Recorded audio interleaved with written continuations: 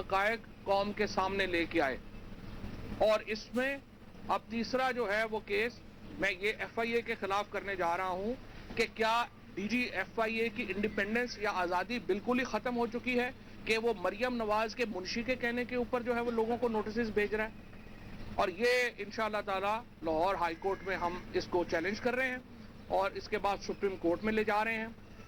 इस वक्त इमरान खान साहब का आज जो वारंट है वो सस्पेंड हो गया है, यहाँ पे इस्लामाबाद कोर्ट ने कर दिया है। इमरान खान पे इस वक्त 83 केस है।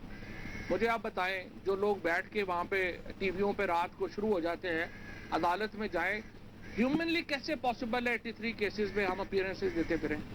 इसीलिए हमने अदालत को कहा है जी आप वीडियो लिंक फैसिलिटी दे दें, जैसे हिंदुस्तान में नरसिम्हा राव साहब को दी गई थी, साबिक प्राइम मिनिस्टर्स को दी गई थी, जहां 70 केस आप बनाते हैं, आप सुबह जब उठते हैं आपको पता चलता है 2 और केस आपके खिलाफ हो गए। इस वक्त तो 7 केस जो है वो मेरे पे हैं। तो हम सुप्रीम कोर्ट को हम मूव कर रहे हैं कि जनाब हमें ये बताइए कि क्या हम एक कालेदम जमात हैं या हमें भी इस मुल्क में सियासत करने का हक हासिल है। और इंशाल्लाह सुप्रीम कोर्ट ऑर्डर पास और ये जो जाली मुकदमे और एक इक्वल अपॉर्चुनिटी प्रोवाइड की जाए, और यही मुतालबा हमारा इलेक्शन कमीशन ऑफ पाकिस्तान से है कि आप इक्वल अपॉर्चुनिटी दें सारी जमातों को। Thank you.